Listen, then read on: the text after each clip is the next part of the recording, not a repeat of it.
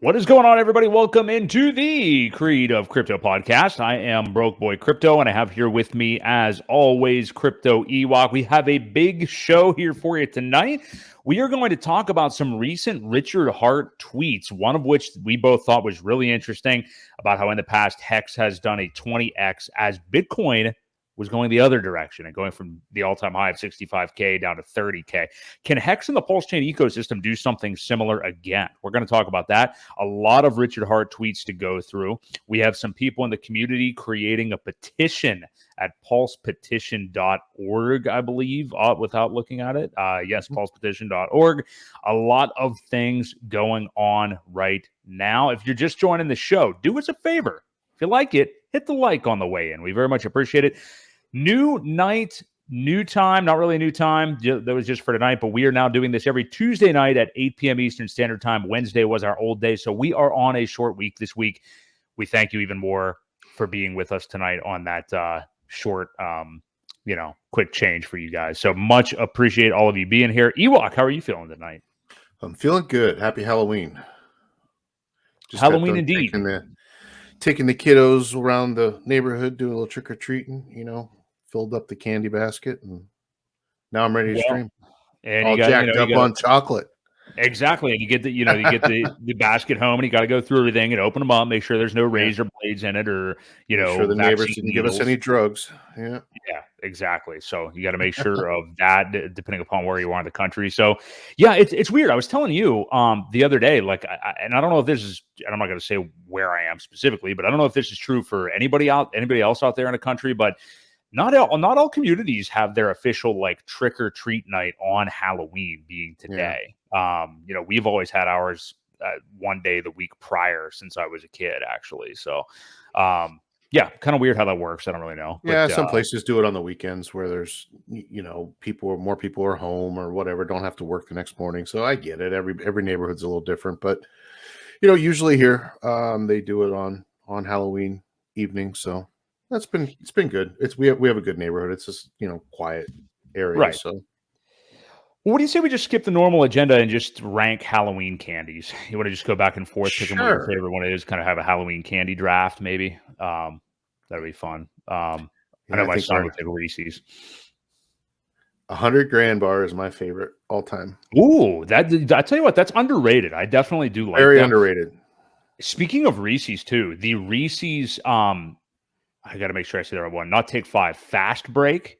Mm-hmm. Those are really good. I don't see them out there very often. And if my son is listening to this on the back end, which he does very frequently, and he's hearing us talk about Reese's, he's definitely loving it right now. So shout out to him. But yeah, guys, so hit us up in the chat. We want to hear what you guys have to say about all these topics here tonight. Smash the like. We appreciate you guys being here.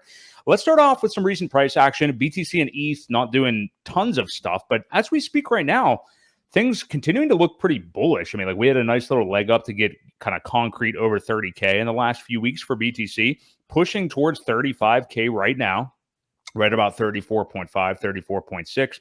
We got ETH up over 1,800, looking pretty healthy here the last couple of weeks. And of course, maybe I'm having a short attention span here, thinking that there hasn't been a lot of movement recently, and how soon we forget the PulseChain pump that we have had over the last few weeks. Still sucks how down everybody still is, not just in this ecosystem, but throughout crypto. But hey, we have gotten a bounce off the lows. Most portfolios are probably 2x probably off of the lows at this point. We've got PulseChain still at 40% below the SAC rate. PulseX is about 83% below the SAC rate, but starting to look a little bit more bullish on the PulseX chart after it's been left for dead by most people. The actual HEX is at 1.4 cents right now, and EHEX pushing back towards a penny. It's had a decent, compared to the rest of the ecosystem, I guess the last 24 hours, not as good, but still pushing towards a penny. So, Ewok, what do you make? I mean, we are off the back of this recent big pump that we have had. What do you think about what we're seeing in the PulseChain ecosystem price-wise? We had a nice deep kind of pullback after just green candle after green candle after green candle. We saw PulseChain go up to about a little bit over 30% below the SAC rate, and now pulled back to almost 50% off the other day. And now we're kind of bouncing back up. So Let me see Well, what chart you. Yeah. let me touch Bitcoin here real quick first, because this is the one that really stands out at me. This is a really nice bull flag painting. I don't have any lines on here, but you can see it pretty clear. Yeah. It's definitely compressing down here, so it's going to do one thing or another, and it's probably going to happen pretty soon. It looks like a nice bull flag could give us a nice little candle up. Um, I mean, if you measured this move, usually a bull flag will print this size candle going up again, which could put us up near 40,000. Now, I don't know how quickly Yeah. it'll happen, but this could mess around back and forth a little bit here. But yeah, it's a nice bull flag that's painting, and same for Ethereum. It's a little out of whack, but it's got the same structure set up. So Yeah. that's good. But yeah, let's look at the pulse chain here, because I think, let me share this tab instead. There you go. This is the daily. Um, so yeah, we did have a very nice run up, several green candles in a row. And of course, it is always healthy to have a little bit of pullback, set a higher low, and starting more green candles again. So if this pattern can continue a couple times here, we could be back to SAC price. I don't know. We're pretty far below it, but End of the year. 001, right? Yeah. Yep. 001. So, Yeah. we're Right up looking, there. Right up there where you yeah, are. Yeah. right in here. So, yeah, I mean, like I said, this pattern can continue, and don't get discouraged, because pullbacks are healthy. You don't want to see a parabolic run without some sort of correction. The corrections are always good, because that's people that are taking profits and getting out. It just allows it to go up faster when those people don't have any funds left to sell. Now, I know with the sacrifice, there's still a lot of funds out there. There's a lot of wallets that have money that are probably looking to break even that sac rate. But then again, there's a lot of diamond-handed people that are also out there that are looking to see it get to a penny or so. So, I mean, I can see both sides. We're going to have the traders trading and doing the degen stuff. But yes, very healthy structure, always with a nice run up to have a decent pullback and then start over again. So yeah, we're looking really good with Pulse. And I think these charts are all very similar because they're so tied together. Just not as here. Logarithmic. So it's a very similar structure, just not quite as pronounced as the Pulse chain. But again, they're all moving together. Incentive has been a little odd as well. I don't know if you've looked at this or not. Not the chart. Well, I know it's the furthest down. Yeah, it is, but it's also seeing some positivity. Don't forget, this coin was up over $85, 80 bucks or so, Crazy. at one point. And because of what it was a farming token. People started selling it and trading it for other things, so obviously the value went down. However, it's got some interesting tokenomics to it, and I don't think that people understand that it is very it's not deflationary. It's always inflationary, but it has a halvening, kind of like Bitcoin does. So there's some interesting things where at this floor, some big buyers could come in and own a share of the supply and pretty much make the market set the price, whatever they want. So this is going to get interesting too when it gets up into a couple bucks. Things start taking off. They start pairing things with it. And as the bull run, as we know, the rising tide lifts all the boats. So that'll be interesting too.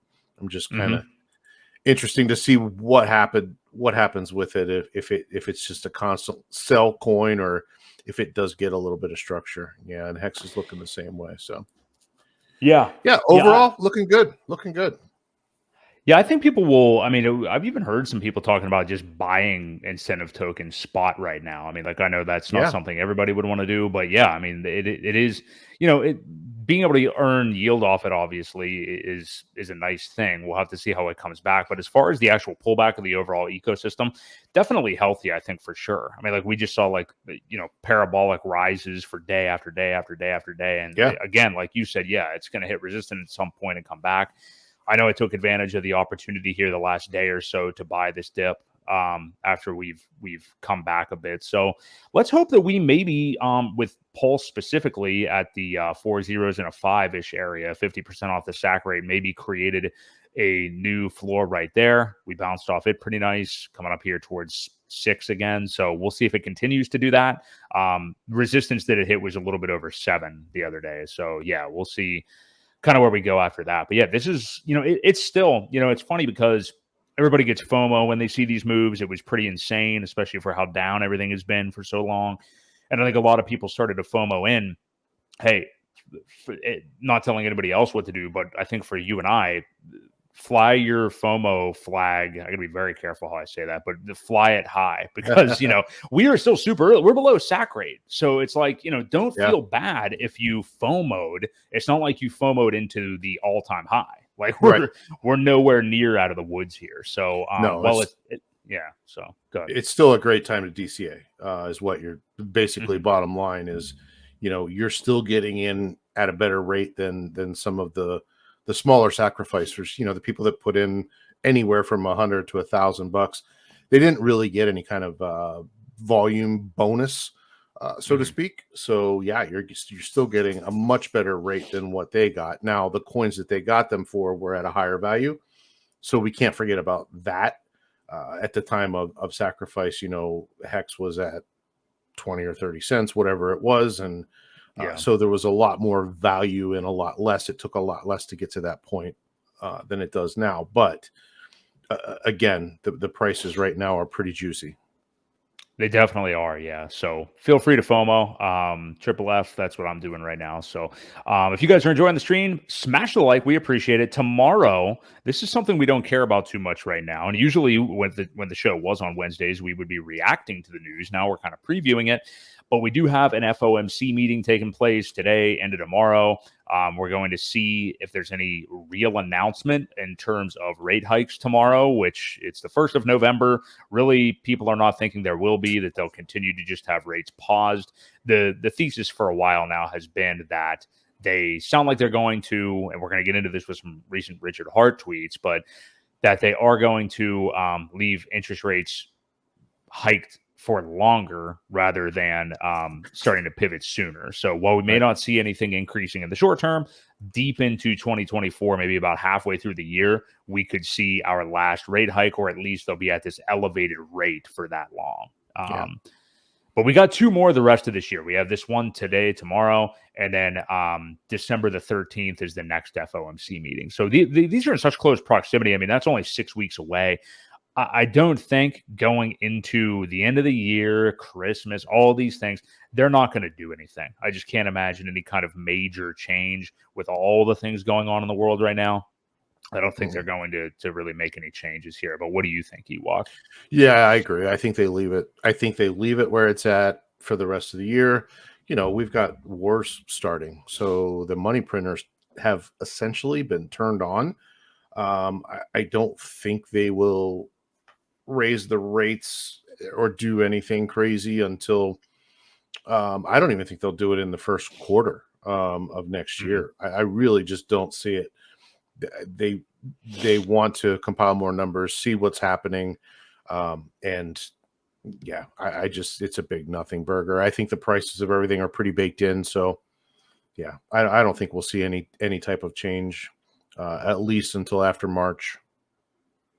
Yeah, I could see that. And to your point, the first meeting in 2024 is January the 31st. So, man, these are about every 6 weeks or so for the next couple of months. So, it's going to be interesting to see. We will see what they do, but I'm with you. Yeah, I don't think we'll even get any by that point. I think we're all just kind of, you don't want to wish time away necessarily, but it'll be interesting once we get to 2024 all around, just to see kind of how things are developing here. So we will keep our eye out for any news tomorrow, but I think we'll probably see continued just pauses with the FOMC stuff. Back to the PulseChain ecosystem, and I wanted to attack this right now because we are talking about current pricing and how things have gotten a little bit out of whack in a good way, depending upon how you look at it and if you actually do stake your HEX and stuff like that. But the hexes have both just been pumping, insanely hard over the last couple of weeks, all led by EHEX, which was awesome to see with the ecosystem coming back up, with EHEX really pumping the most at first and then everything kind of coming up with it. I was really intrigued. I know we mentioned him a decent bit. Hell, everybody does, so who cares? But Sami made a really good video the other day. And he pretty clearly, I think, holds a lot of liquid HEX. Now, everybody has a different, strategize however you want to. I mean, Ewok and I are both proponents of staking HEX. We're both staked out short, mid, long term. I think I'm probably more short term than you are, Ewok. I don't know.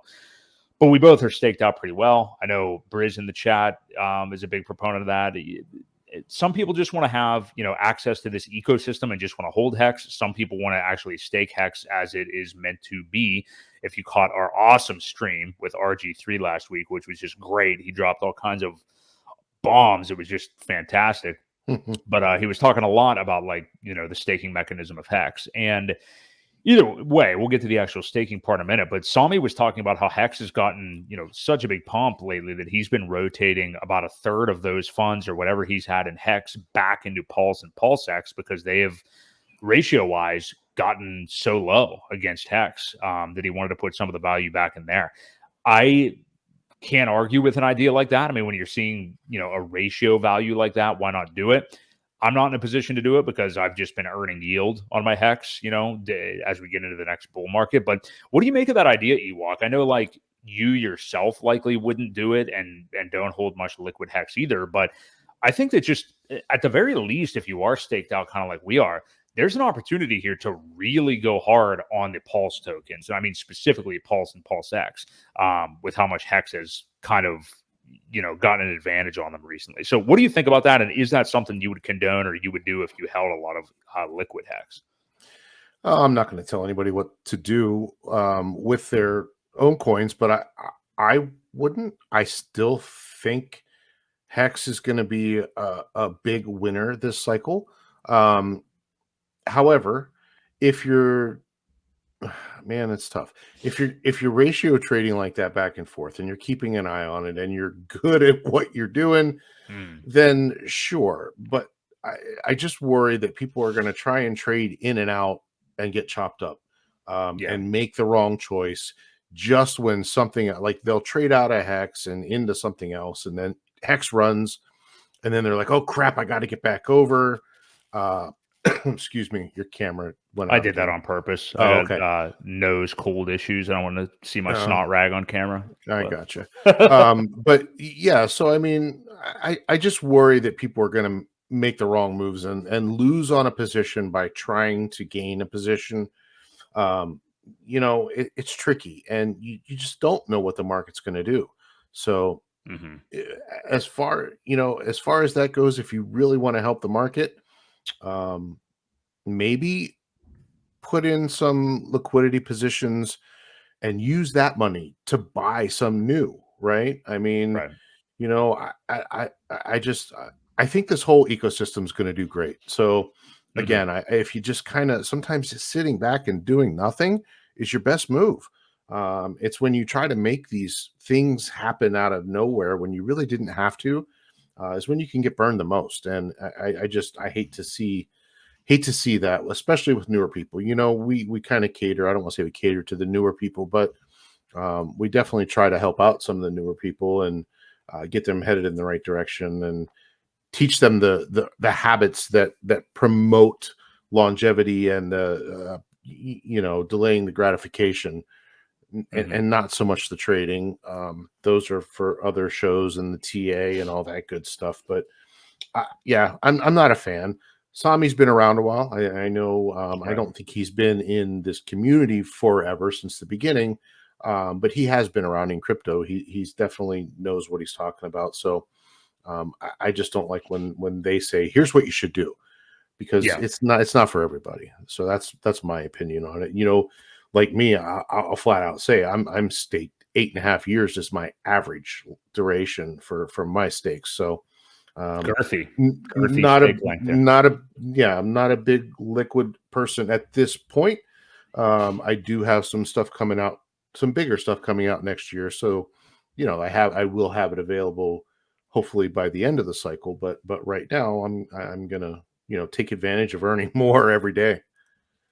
Yeah, for sure. And yeah, saw me somebody who's been around for a while and, is comfortable himself doing, ratio trades like that. But I mean, I think when you hear ratio trade, you think that that's like a common thing that people are doing very frequently. This was after like an insane pump, not that you necessarily can time these things when you'll ratio trade. It's more about a price difference that you yourself are comfortable ratio trading in. So that kind of thing I understand. But yeah, certainly if you don't have experience doing it, I wouldn't recommend it because Right. you're right, Ewok. I mean, we just saw it with this ecosystem pumping. I mean, things turn on a dime so damn quick in crypto that if you make a false move, whereas again, like you said, you could have just done nothing, you'd have been totally fine. So, I mean, I'm totally okay just earning yield on my HEX in the meantime. And when I'm DCAing right now, just DCAing it. And again, whatever you guys want to do, but I kind of maintain that 33, 33, 33 split between PulseX, and then hexes combined. So I'm just going hard into Pulse and PulseX right now. And it's so funny too. And I said this to you, Ewok, and I'm sure you witnessed it as well.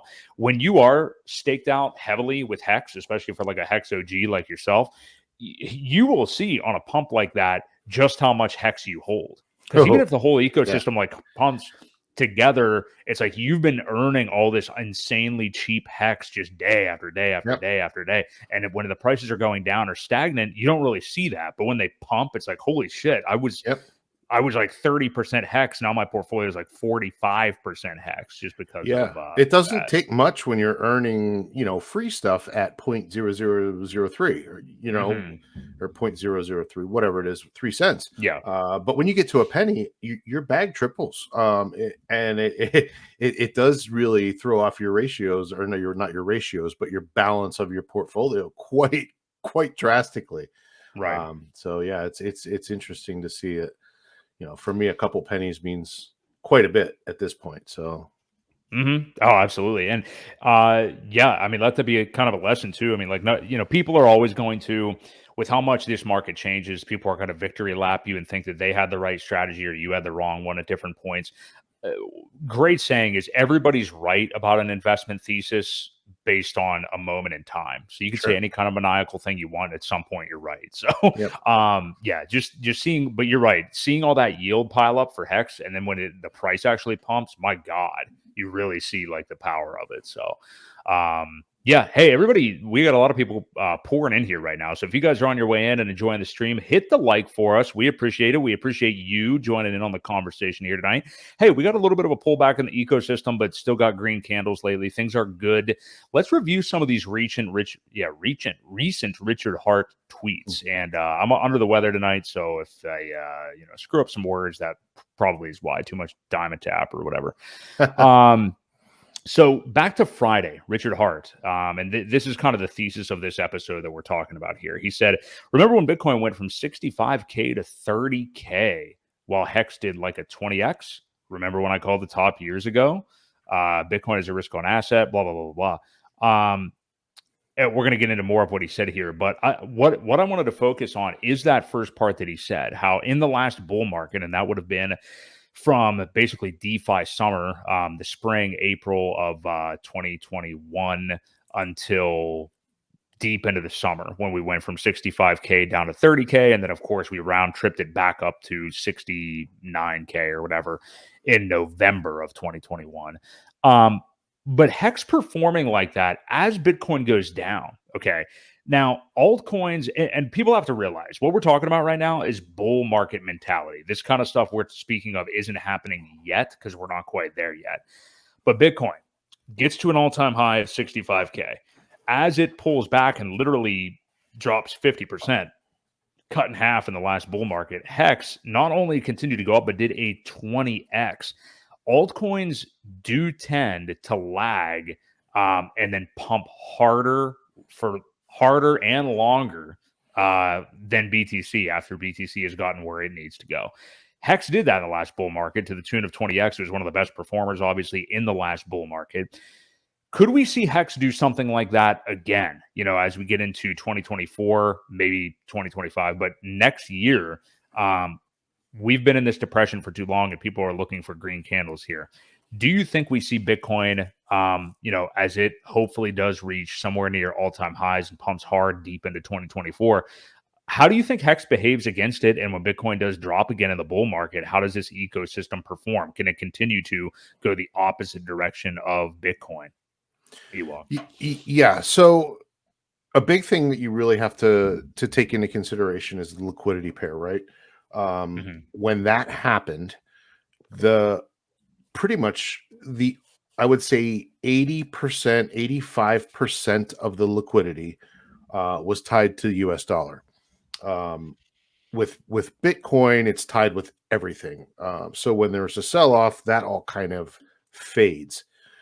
HEX being as new as it was, and there were still people just buying. The pair was with the US dollar, so there was nothing that was also tied to Bitcoin that was bringing it down with it. So we really went the other way. So when a lot of people were saying how, what's the word I'm looking for? We weren't bonded to it at all. It was untethered, or what? I can't think of the word I'm looking for, but the liquidity pairs just weren't bonded together with Bitcoin. So it was help me out. What's the word I'm looking for? It was totally. I was answering Louis' question here in the chat. My bad. Oh, that's okay. It doesn't matter. Anyway, we weren't tied to Bitcoin as much. We were tied to the US dollar. So it was unbalanced from that. So what we want to do this cycle is kind of see where that liquidity falls.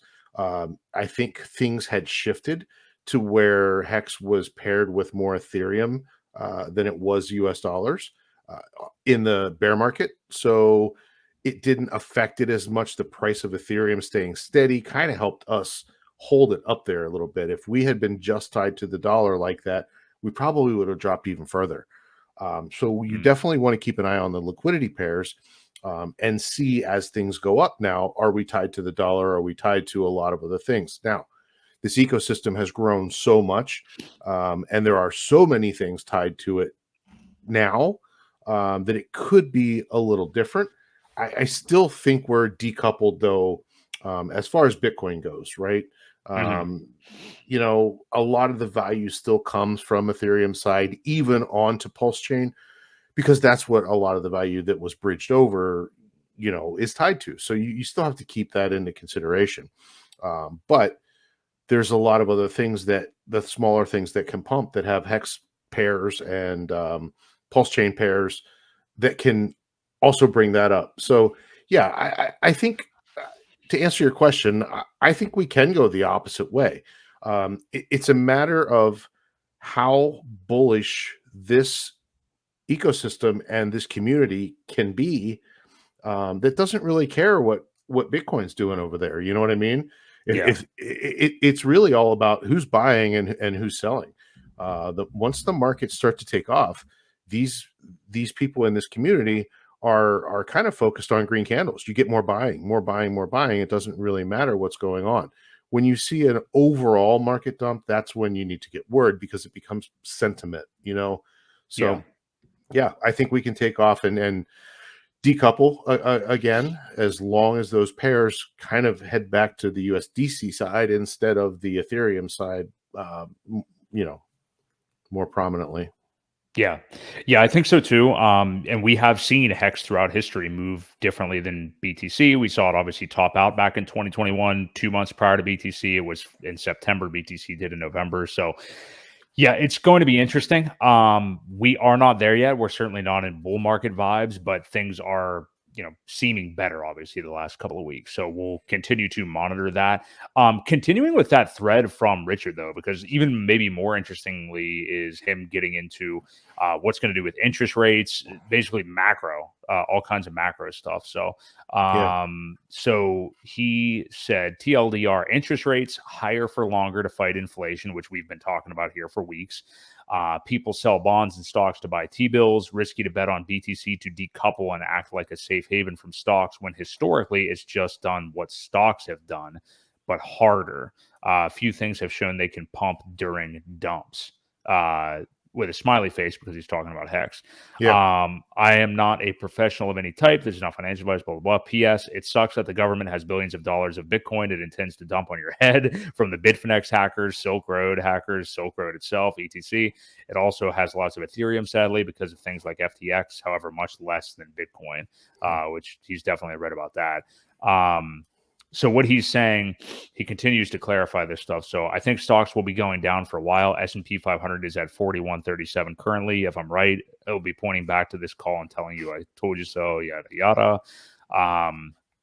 Yeah, and it talks about calling the top in real estate as well. So he's basically saying that we should see stocks go the other direction and start going down here because of interest rates being hiked for longer, which, might make people worry when they hear that because, of course, they take what he thinks so seriously, but also just the fact that we think a bull market is around the corner. So what is going on? And then you also hear that a Fed pivot is a bearish scenario. Like when they begin to pivot, markets do tend to dump. So what do you make of that? I mean, because it sounds like, well, when the hell are we going up here? Because I thought like next year is when like the market starts to go up. Is he talking about it just going down until maybe crashing into the pivot whenever that may be, like by June or something of next year, and then we really take off? It's hard to say because there's so many different factors to this, but what do you make of that, Ewok? Because I think a lot of people read that and they thought like, okay, so I thought a bull market's around the corner. Why are you telling me that the stock market's going to go down and BTC is going to go down?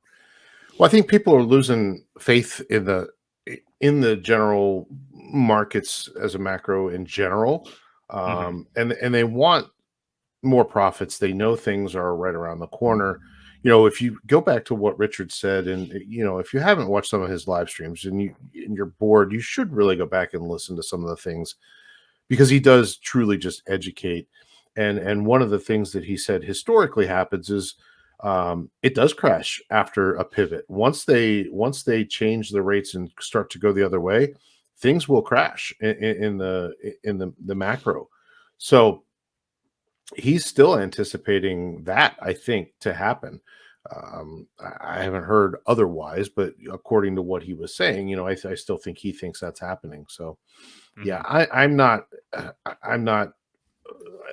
versed on the macro enough to be speaking of it. I don't understand the T-bills and the changing interest, like the interest rates and how they really. I mean, I understand how they affect things, but I don't know enough to talk skillfully about it. So I don't like to put my foot in my mouth and say something, that's wrong. But I just, I mean, I think he did mention, that the U.S. isn't the only country that's overprinting, printing their way out of the mess. So, I think the whole global economy, he did call the top on the housing market. And I don't know how far off he really was because things are pretty bad with the rates and all of that good stuff. So, yeah, I don't know what to make of it. I can only really look at the crypto markets and see what I'm seeing. As far as getting some of the normie money into this, people are just tired of making nothing, making no gains, and I can see it slowly happening, and I think that's why we're starting to see some of the green candles that we're seeing. Yeah, I think so too. There's just so many different angles to this that you can assign any story to the market going in whatever direction you want to. I think, but the thing that, if anything, I think helps me sleep at night is just that Bitcoin has stuck to that 4-year cycle just so perfectly, and just kind of not betting the farm on that, but overall banking on that and realizing that there's going to be some delineation a bit from that. I mean, it's not going to go necessarily 100% according to plan, but just knowing that it's done that throughout its history, I would much rather pay attention to that than any of these different stories that people are pulling out of their hat, trying to assign to why things are up or down or whatever. So, digital farmer. The cycle's the same until it's not. We just we've got to go on that. It's the 4-year cycle again is the same until it isn't, and until it teaches us that, we'll keep going with what we know. For sure. Yeah. Did you want to get rid of that Hex daily stats up there? I don't know if you still knew you had it up or not, but No, I I just still figured. see it, but I think I people didn't know probably if want to see our. you Go want ahead. to see our ugly mugs. I was going to You say know, people probably want to see our faces in high def. Yeah, I don't know if you want to get yeah, rid of it, but I yeah. did want to talk about the penalties the other day. I Oh, don't go know if ahead. I Hey, mean, go right ahead. Go right ahead. the penalties today are not much, but I don't know if you noticed or anybody saw some of the penalties of the early end stakers. They're waiting till halfway through and they're unstaking millions and millions of hex. Right. Yesterday or the day before, the payout was up near 8 or 9, I think, because there was 12 million in penalties on both chains at least.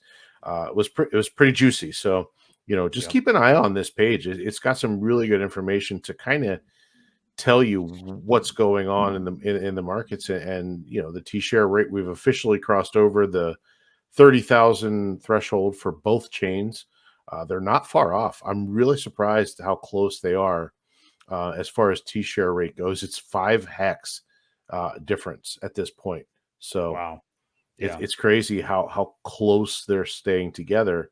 But you look at the T-share price, 265 on Ethereum and $429 dollars on PulseChain. So yeah, that's all. I'll Pretty remove it so sweet. they can see our beautiful faces. Thank you. I just wanted to get us a little bit more zoomed in there. So, but no, I think that those are stats that, it is worthwhile for people to pay attention to, because in these kind of tumultuous times when the market's shitty and stuff like that, it is nice to see those metrics, to see that, like, okay, well, hey, flawless uptime again, and seeing, what I'm earning every day, as long as you're staked, is valuable. So, and check out, stuff like Crispy Man's channel and hexfire.io and stuff, because he does a lot of work with all that stuff and knows all the ins and outs of like what's going on with the hex stakers and everything. So I encourage everybody to check that out. Can I Let's say do something some. about this Yeah, go comment? ahead. Yeah. Luis, don't forget, if you stake over 365 days, there are long-term capital gains and short-term capital. Mm, I'm not a tax person, but you might want to look into that. So I just like to bring that up when I see people doing short stakes. 140 days might not get you a whole bunch of yield. And right. depending on what the cost of if gas is that day, you just want to feel it out. Make sure that you're listening to all the options as far as staking goes. So just wanted to say that. Yeah, and it's always good to, we talked a lot about staking ladders with RG3 last week. It's good to differentiate those, shorter stakes, longer stakes. I mean, my shortest one is 365 days probably, but short, Yeah. long, both chains, whatever, however you want to do it. So that's kind of an individual Yeah. choice. But hey, you know what? Great time actually to mention, if we want to shill something away, more so shilling Crypto Coffee and all the great stuff he makes for, learning resources for this ecosystem. Every single one of our videos, I put our affiliate link to his Hex passive income course. He just finished all of the updates to it that include PulseChain stuff. Now, I think a lot of the content in the course, if you are not a beginner and already really familiar with this stuff, may be, very repetitive for you possibly. But it is intended to help somebody who hasn't done this at all and help somebody out with Hex. But I'm guaranteed that you'll learn something that you don't know. I've already learned stuff that I don't know when I see things that are in it. So check that out. That's going to be the pinned tweet on all of our videos. I highly recommend looking into that if you want to get like a full understanding of what the heck smart contract is, and then other things dealing with PulseChain that Coffee just added in. So definitely a good time to check that Good out. call. Yeah. Let's talk about the story last week. So this kind of broke the day we did stream, or that we just didn't have time to get into it with RG3 with everything we were talking about. But so this whale, Alex the Whale, that took the ecosystem by storm last week. He was on Matty Allen's podcast, I believe. It was Tuesday last week. His stream with Crispy and Axis was on that one, and Toby. They were on that stream. And so it was a weird interview. So for anybody that saw it, he was on for about a half hour, 40 minutes or something. It was a little strange. The guy was not doxxed or anything like that. There was a lot of odd pauses. And then he acted like he had people over at his house. Maybe he did. I don't know why I said acted like, but it was weird. I encourage you to check out the interview. I know Maddie, I think I don't know, maybe he caught hell for some people after it, saying like, "Oh, this guy, you don't even know, you guys might have got scammed. How do you even know who this person is? Why'd you do that?" Johnny Chaos came on the stream eventually that day too. I thought it was a great interview. I was glad that they did do it regardless of what this guy's deal is. I mean, they did identify his wallet and saw all of his gigantic buys over the last few months that were buys at very good times in the market. So that all seems to be valid. And then the drama that unfolded the very next day was that wallet began to sell. Whenever the price continued to pump, he started to sell a little bit after. I don't think the fact that he started to make some big sells had anything to do with whether he was legit, not legit, whatever. A whale's going to do whale behaviors, obviously. But Ewok, did you have a chance to actually hear the interview? And what do you make? First off, the phenomenon is the phenomenon. So, I mean, you don't even have to necessarily see the interview for that, I don't think. But do you think the guy was legit? I have a tendency, if somebody's not doxxed, to, not totally believe everything I'm seeing and hearing. But I do think that the wallet is legit. I think the guy was probably legit. And overall, content-wise, I am glad that Maddie had him on the stream. But yeah, what do you make of the whole situation? And then the reaction by everybody that is, freaking out about this guy's every move now. Like, why is he selling? What's going on? Just give me your general thoughts here. Well, and that's the thing that, I always commend Maddie because he always has things on or whatever. And people give him grief about it. I guess once you get to be a bigger influencer or whatever, you're going to get more people, you're going to get more haters. It's obvious with any streamer. It doesn't matter. I mean, the guy he bought HEX, he bought a bunch of it. We saw the green candle go up. And then the next day he sold it all. So I don't know if he was looking to see people maybe FOMO in. If that was his plan all along, to get people to buy in after him so that he could dump it all back down and make a little bit of profit. Because he even made one of those big buys on stream. You know what I mean? Like he made that's what I mean. Stream, he did the buy on stream, on Maddie's stream. And you saw the green candle pop up, and it I forget how much it was for. It was did he buy $1 million? I think it was a lot. Yeah, I thought it was a 6-figure buy. Maybe I'm wrong, but yeah, I mean a million HEX is what I think it was. And then he turned around and sold it the very following day. But he probably made out because people saw that and were like, "Oh crap, maybe I gotta join in or I gotta buy before this guy does whatever."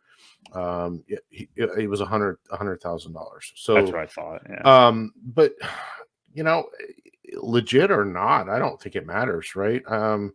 People get too fixated on other people's wallets. I get it. There's whale watching that's going to happen no matter what coin you're in. And they're out there for every coin. You're going to have these big people that move stuff around and it freaks people out. I don't understand it. It doesn't really matter. Sometimes you want these guys to get out now before the price runs up. We've talked about that often. You don't want some of these big bag holders that aren't really serious about holding it and don't value it to hold the coin, because they're going to be some of the first ones to take profits probably. You get some of these smaller holders in who are doing, some longer stakes because they want to see it mature. I read somewhere the other day that if you put $1,000 into a stake and 5 it, if HEX only ever gets to $1 at that point, you still turn it into $1 million. I mean, that's crazy to think. Right.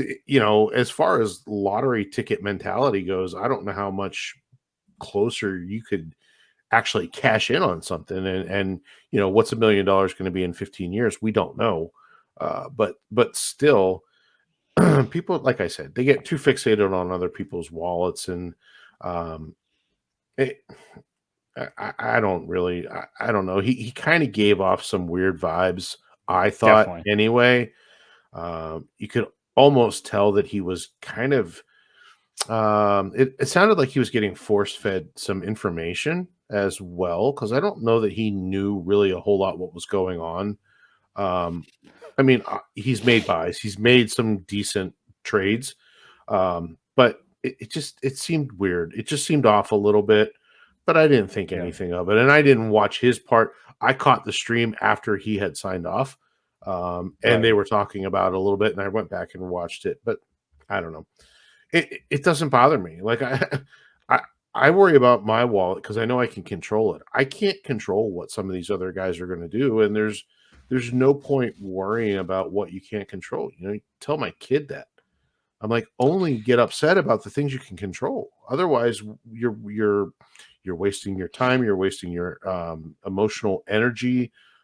It's kind of pointless. So that's my take. This there's been this appeal to authority with these whale wallets for a while. I mean, just people living in fear because of the BankX stuff on HEX. Like, oh my God, it's just going to be a perpetual sell wall. What's the point of ever buying it or anything? And now with this as well, like, oh, he's going to suppress the price. He's a scammer. What is he doing? Like, these buys and sells are not enough to ruin anything to the lengths that these people are acting like. It's just not significant enough. And, you know, even knowing that, like you just said a minute ago, Ewok, it doesn't matter what you invest in crypto. This is out there in every single one of these ecosystems, every single one of these coins. The beauty, if anything, of this and being an actual DeFi is to an extent we know the wallets. Like we actually know whoever this Alex guy actually is. People know the wallet address. People follow the BankX wallets. Do you think all the VC people that are in like Polygon Matic, Solana, all these different tokens, do you think Aptos, these new garbage layer ones and stuff like that had seed rounds and all this VC money and everything? You don't know who any of those people are. You have no idea what the sell points are. You are getting dumped on your head with everything up to and including Bitcoin. So this whole thing about like, oh, we're going to get dumped on. Okay, then leave. Go to a different coin. I don't care, because you're just going to have the same thing happen. You'll just, maybe you'll feel better because you don't know who it is or something like that, but it's still going to be happening. So, and as time goes on, and these and the markets kind of even out a little bit, some of these guys get shaken out, and they're no longer there. You know, they make terrible decisions. Not all whales are smart. Some of them are just lucky. They've gotten in. They've taken a chance. They had the money to take the chance in the first place, and they hit it big, and they end up being whales. That doesn't mean they're all like geniuses. So, you know, when you see some of these guys doing it, some of them are good. Some of them will manipulate the markets to take advantage of a bunch of FOMO selling, and then they'll buy back in at a lower price. So, you know, again, you can't put too much weight into what they do or care about it. No, I totally agree with you. You just got to move on and ask yourself why you're investing in what you are and move on. So that's what I would encourage people to do. But if you guys are here enjoying the stream, do us a favor, smash the like. We're going to do this every single Tuesday night at 8 p.m. Eastern Standard Time. We were a little bit late tonight because of Hallows Eve or Halloween, whatever. And we're bumping it up to Tuesday nights. Just had some personal life switcheroos. So Tuesday nights is when we will be here going forward. I want to transition to this, and I just dropped it in the chat. Another link for you guys. If you haven't done this, I will encourage you to. But we have pulsepetition.org. Now, this was organized by TitanX, longtime Hexagon, a person who goes by the name Danny Spencer, that I've never heard of, but he is in on the creation of this Amicus brief as well. And as we've already mentioned before, our friend Crypto Coffee. All these three gentlemen together have created an amicus brief filing on behalf of Richard Hart, which you can sign at pulsepetition.org right there in the chat.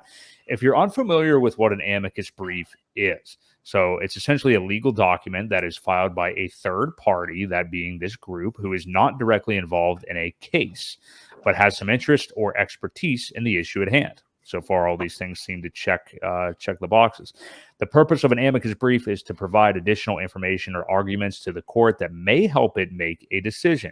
Amicus briefs are usually filed in appellate courts, such as the U.S. Supreme Court, where the cases have a broad impact on society, which kind of seems like it would come into play here with what we have going on. Amicus briefs can be filed by individuals, groups, organizations, or government entities that have a stake in the outcome of the case. For example, in a case about civil rights, an amicus brief may be filed by a human rights organization, a legal scholar, or a state government. Amicus briefs can support either side of the case or offer a neutral perspective. To file an amicus brief, one must obtain the consent of all parties involved in the case or the permission of the court. So essentially, yeah, that's what's being done here. Is there's a petition being signed, and I would encourage you all to read. It's very lengthy, but what is included in the petition on pulsepetition.org. I thought they worded it very, very well, very professionally done. And so far, we had somebody ask this earlier, but we're at about, I think it was actually either 3,000 or 3,500 signatures so far. 3509. Yeah, and those should be unique because you are, supposed to technically dox yourself. I mean, this is just going to the court, basically, is who it's going to be submitted to, because they want this to be entered into the baseless case by the SEC against Richard Hart, because, as we just described what an amicus brief is, it seems something to be very applicable in a case like this when, you have the SEC that doesn't really know anything that they're talking about, loses every case they seemingly file right now, and just kind of throw a bunch of shit at the wall to see what sticks. So I do think that this document is very helpful to them who don't know what they're talking about. And it has a lot of petitions. So take the time out to do that. It takes you just about 30 seconds. Yeah, but what do you make of this, Ewok? Once again, another one of these fantastic things done grassroots by people in the community. Just awesome that they took the time to do this. And it doesn't even seem, and I'm not taking anything away from them, but I think they even put an attorney on retainer as well with this. So yeah, what do you make of all this? So it cost them about 10 grand out of pocket to do this. Yeah.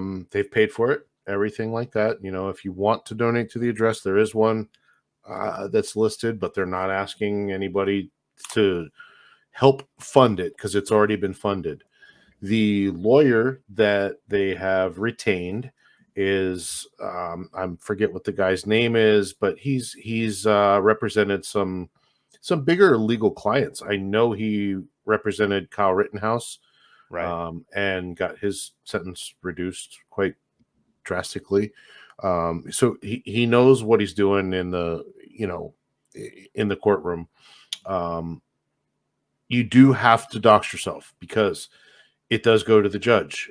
They could call you just to make sure that you're a real live person, because if we fill out a bunch of bots and fake phone numbers and they start getting numbers that don't exist, they'll essentially throw it away.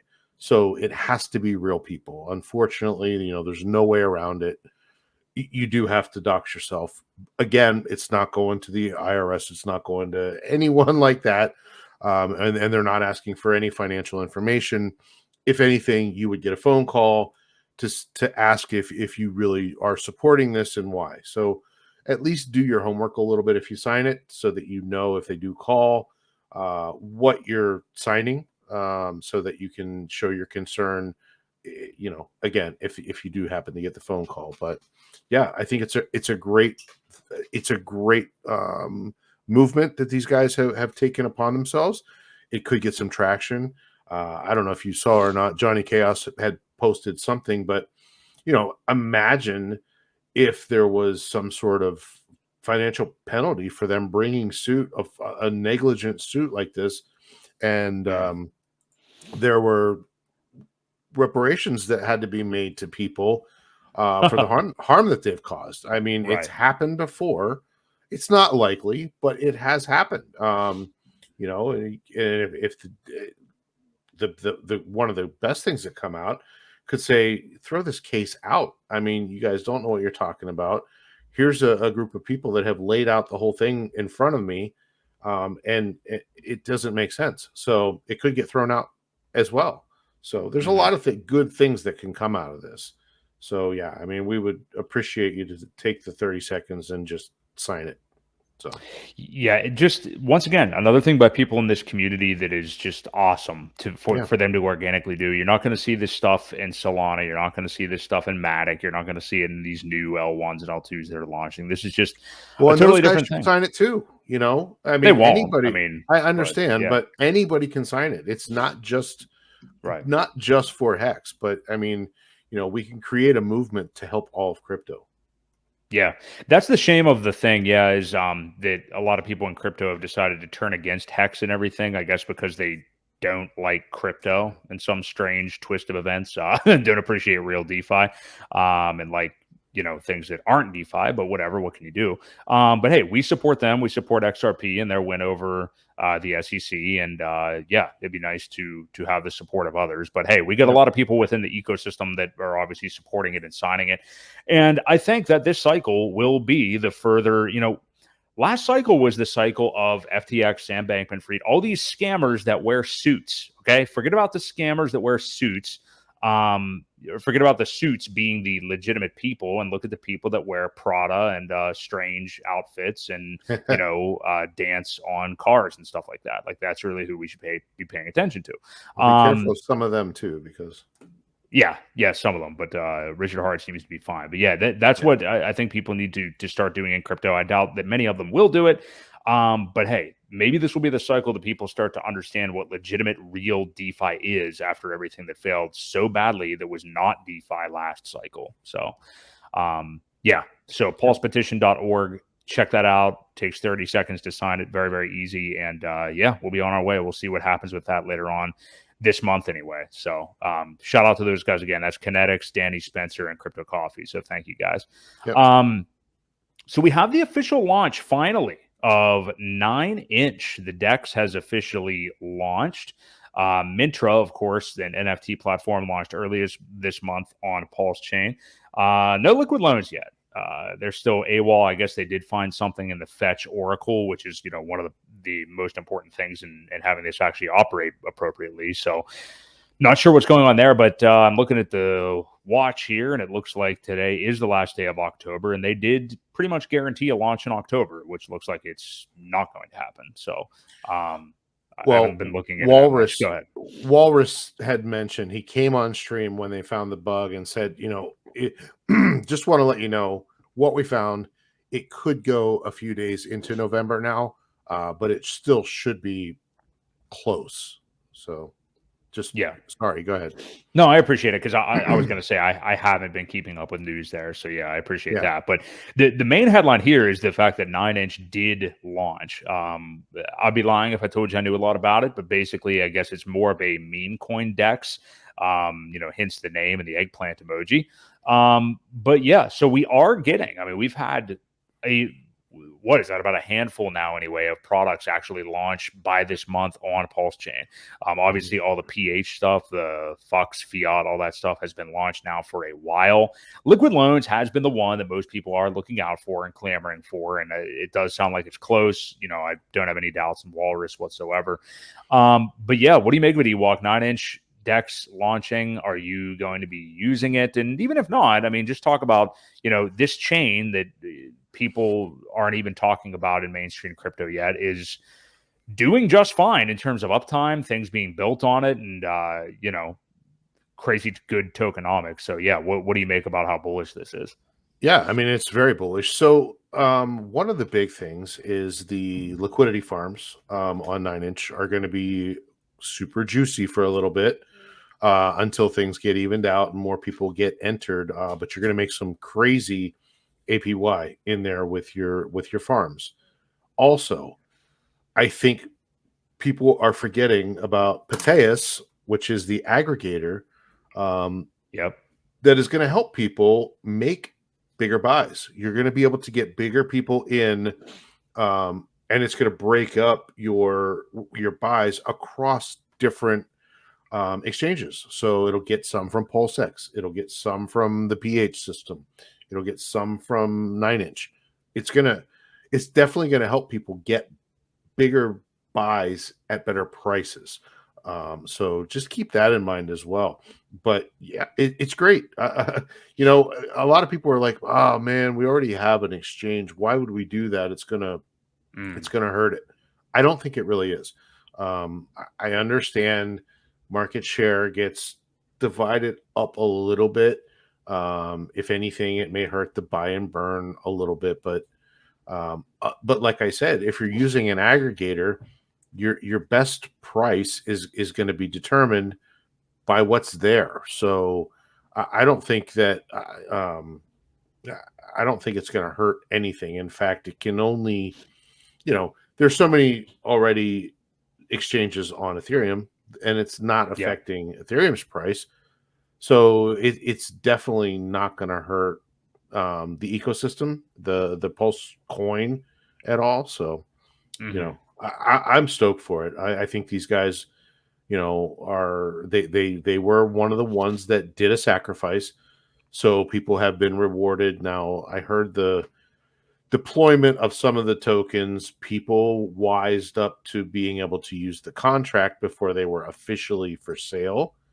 That Mm. was one of the things. But again, people that know crypto know the back door, and it's not really a back door or a bad way of doing things.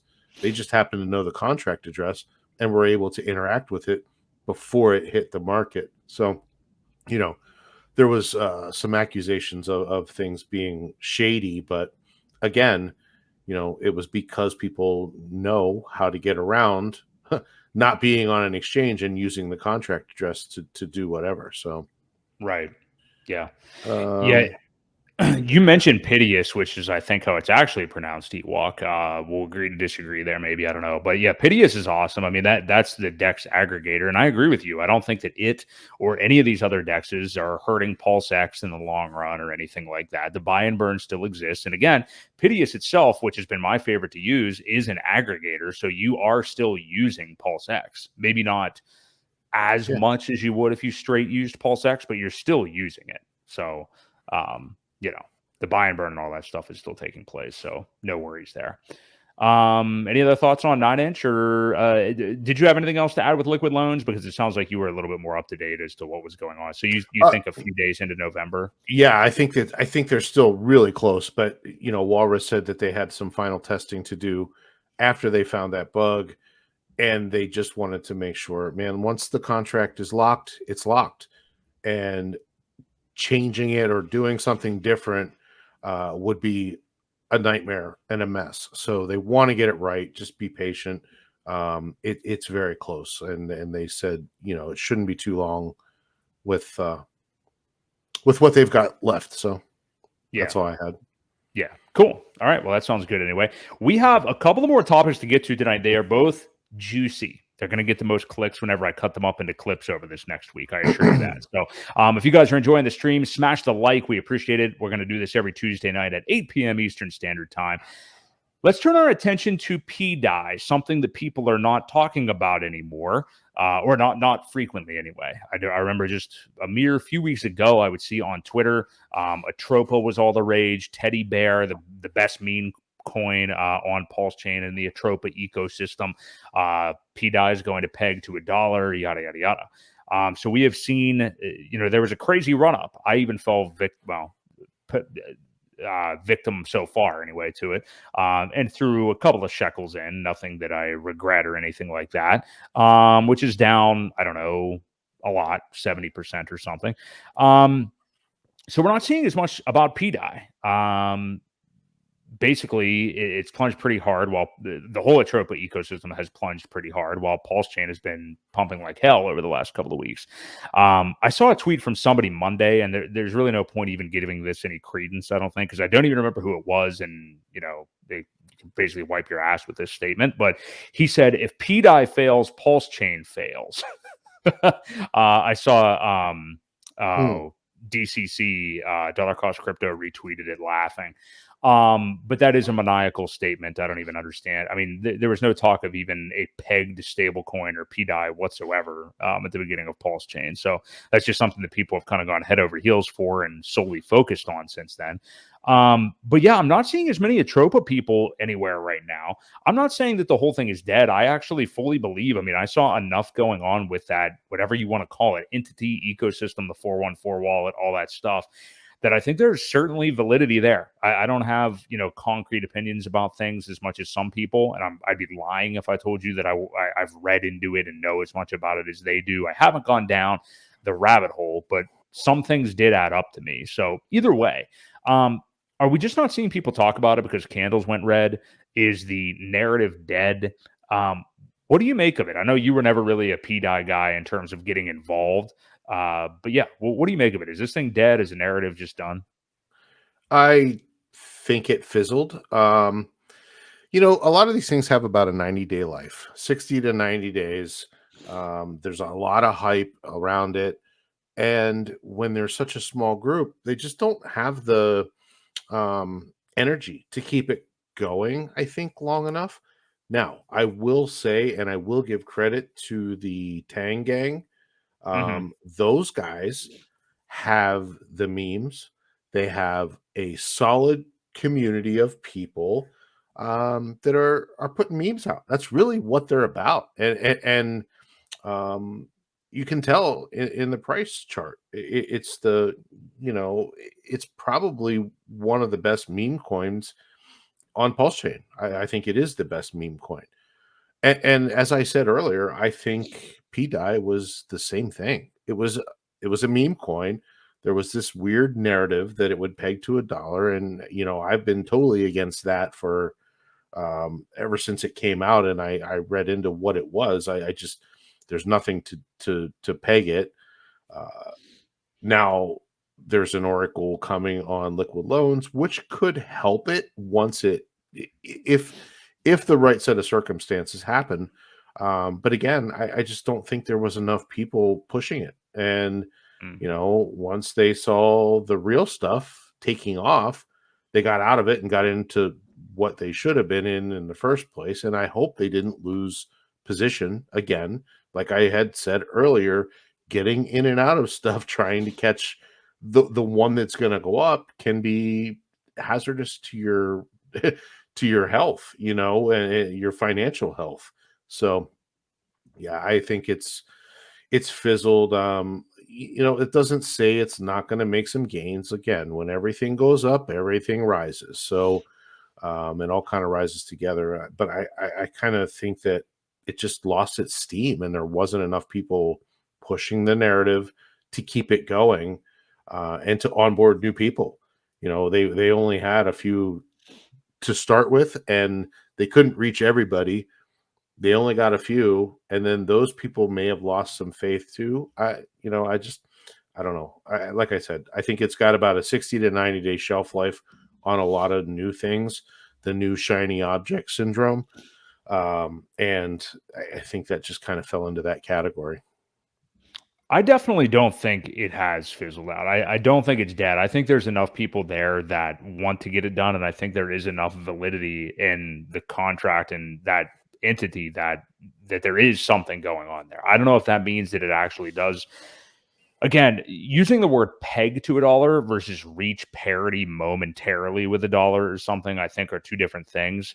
I do think we'll start to see it go back up, like as this ecosystem, corrects and then starts to go back up again. It was so parabolic. I mean, there was just too much happening too quickly. So I think it makes sense that it is coming down here right now. I'm certainly not somebody who's sitting here streaming about pDAI every other day and, acting like it's a big holding for me or anything. I just threw in simply a flyer, like I know a few other people did in the ecosystem that are more traditionalists, if you will. But yeah, we'll see where it goes. Maybe I'm just saying that because I hold some. I don't know. But yeah, we'll see. Possible. I mean, but you I haven't your, seen. I mean, you do change your outlook on depending on what you hold. So you do. It can, yeah, for sure. You do, but I have seen enough with that to make me feel that there probably is more going on there. But that said, it is a good lesson, and I'll detour real quick to Gary Woods, Funding Gym, the other day said this, and he's so right. I forget exactly how he said it, but it was essentially that. I'm going to totally butcher it, but when you buy something, you very quickly will know if it's something that you value regardless of price or not, because when the price plummets, you feel a lot differently than if it's something that you didn't really believe in versus if you did. And I can say 100% that like the way I felt like with pDAI right now, if it went back to like if I made my money back, I depending upon where Pulse is, I'd probably just cash it out and get into Pulse, because it's like and that's an indicator right there. Like why would I even mess around with it if I didn't believe enough in it at the time? And of course, when all that stuff was running up was whenever the whole ecosystem was way down, and now that the ecosystem's way up, it is way down. So it's one of those things. I mean, I'm not somebody who's going to like sell the low and then buy Pulse 2x higher. I'm just going to let it sit there and we'll kind of monitor it. So, but yeah, I think it'll still be around. It'll be interesting to see if it does rebound or not. But I mean, it's been like crickets. I haven't really been seeing anything about it lately. No, so it's been quiet. Yeah. What do you got from Philly there? Philly asks, Axis is always bullish on PulseX for the long run because of the burn and lower supply over time. You know, one of the things that I think is a big misconception is that, and the Yahoo that I booted out of here earlier said something about the OA should burn all their coins. Appalachian hayseed or something. Yeah. Burning tokens really has no positive price effect immediately. You could burn tokens, and the only thing it would do is kill the market cap. It really doesn't do anything immediately as far as price appreciation. Now, the one thing that it can do over time, because there is a buy and burn, if there's more of that, the pressure will go up, you know. So I think that's one of the things where Axis talks about is the buy and burn, but just burning tokens really doesn't do a whole lot for any. You see it in some of these other ones where they just burn half the supply and it didn't do anything Right.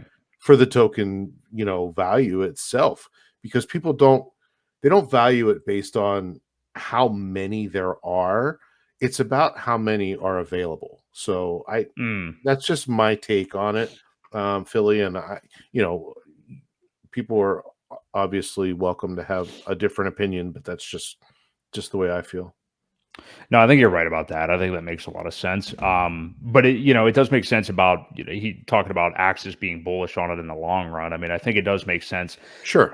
That's kind of always been the thing that maybe PulseX, it's more crazy returns could be 2 bull markets into the future or something like that. I do agree with that.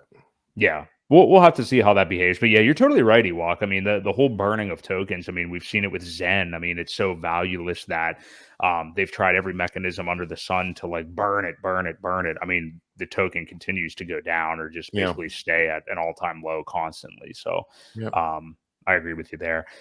Speaking of Zen, what a great transition that was, actually. Okay, so even though we are now exiting the bear market, I mean, really, I think we're in define these things based on your own time horizon, whatever. We are certainly not in bullish times right now, but we are in a new market cycle, which we would consider the beginning of a bull market, basically, over this last year, even though this has been kind of the stagnant accumulation year. But we've got another new product launching. And it's funny because it was just a little over a calendar year ago that Jack Levin's Zen did launch. Now we have, we'll say the specifics and everything because there's a lot of funny stuff going on with this right now. Jake Sharp, who maybe you guys are familiar with, maybe not. If you've been in HEX for a long time, you probably know of him anyway. But he launched a new token. And hey, look, if you're here watching this later and you're like a big time TitanX guy, which is the name of this token, Ewok and I know very little about it, and I can say for myself anyway that I have no interest in it whatsoever. I mean, I'll look into it a little bit, but I'm not going to buy any. I can say that with very high confidence. But anyway, he has this new product launching, TitanX, which has all these talking points that are, well, it pulls this from HEX and it pulls this from Zen and all these things. And the funny thing about this, not only with this token, but with Zen a year ago as well. And hey, look, I minted a ton of Zen. I consider it a mistake, frankly, and I've been literally just selling it immediately when the mint terms come due. I mean, I've profited from it. I've been anywhere from a 2 to 4x based off of gas fees, but I'm just going to buy Pulse stuff with it because I actually value that. So, but all of these new things like TitanX now, just like Zen, all of them have specific references to HEX. Or even each other that they borrow from other products. Just kind of reading the white paper and thinking that what they do is, and I'm seeing this about, on Twitter from the people that are talking about TitanX that may or may not be paid to do it. I have no idea. You see that accusation thrown around. I have no clue if they are or not. I don't really even care, honestly. But just reading the white paper and thinking that, oh my God, these are the best tokenomics I've ever seen. This is absolutely crazy. Do you know what this is going to mean? I mean, That may be true. Like, honestly, some of these people, one in particular, and I won't name anybody, but one in particular I know is a very, very smart guy because I've heard him speak and he sounds pretty goddamn smart, on a bevy of topics too. But one thing that I think is an oversight, and again, we're not going to tell anybody how to spend their money. If you want to dabble in something like this or do a lottery ticket, I don't even know how you do it or anything, then go ahead and do it. But just something having crazy tokenomics is not everything. We in HEX, in PulseChain, have a very credible guy who's been around the block a long time in blockchain and other businesses as well. That is a shrewd businessman that we have the utmost trust in. He's a crazy personality. Richard Hart is a big part of this, as is the community that he helped cultivate and now has taken over on its own. Okay. Now, I think Zen has had maybe a little bit of that in the last year, but the chart also looks like the giant L joke, obviously. So I don't know, Ewok. What do you make about this? I'm not interested really in I'll certainly read around and look into TitanX a little bit, but I just want to have tunnel vision on what I'm focusing on right now. I mean, we're about to start a new bull market. You can throw a dart at some of these cryptos right now and you will at least do well. So Sure. I'm not necessarily trying to get into something new. I'm open to anything, but I'm just not really interested. But what do you make of all this? My biggest fear is always the founder. Right. And I've heard a lot of, now, don't get me wrong, I hear a lot of bad things about Richard Hart too. Right. And the first thing is, well, it takes this part from HEX and it takes this part from this. Well, any coin that has tried to take anything from HEX has failed historically so far. So right there, I'll stick with HEX. Jake Sharp, I really don't trust the guy. There are screenshots I've seen where he is in people's DMs asking them to join his private group. He's shilling stuff on the down low. And some people that I truly believe have said he's not to be trusted. So for that reason, I'm out. Kind of thing, as the Shark Tanks would say, for that reason, I'm out. I know there's about 4,600 Ethereum sitting in an address that was supposed to be used, I thought, for some sort of buy and burn mechanic, but 4,600 Ethereum sitting there. My big fear is that wallet is suddenly going to become hacked or lost the keys, or somebody got into it and something happened. And that 4,600 Ethereum is gone. Right. I don't know. I'm not, it's scary when you see that much stuff just kind of sitting there, where did ETH go kind of thing. Yeah. It's more because of the credibility that I don't trust the founder. I don't trust when they start taking things from other coins. There's always something that they don't think about that doesn't work, and it's not for me. That's my take on it. I know there's a lot of people that really want to be, involved with it, and they like those tokenomics, but again, I'm not sold, mostly because I just don't trust the founder and I don't trust the contract.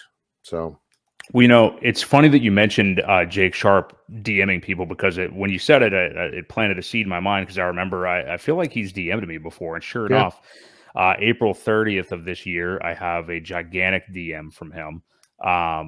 That is, by the way, I appreciate the follow. Since we're connected now, let me give you some context. I'm Jake, the founder of Cash Flow for Life, a crypto mastermind with 114 plus members and $100 million of combined net worth inside. We help the semi-retired, basically like helping people invest in crypto. Like, look, that isn't confirmation alone about what somebody is or what they do or anything like that. I'm not going to judge anybody for how they try to earn a buck, but I mean, like, I'm not interested in joining a crypto mastermind group of any sort like that. There's just I don't have a reason to do it. But yeah, but that's not the only thing. To your point, Ewok. I mean, I think there's other things as well. And you have to be the judge of this stuff on your own. If something smells fishy to you, stay away. The more that I not even did research, but like the more that I heard and observed Jack Levin talk with Zen, the more and more turned off that I got. And just he started to go just straight up right like against Richard Hart about like social media posts and shit like that.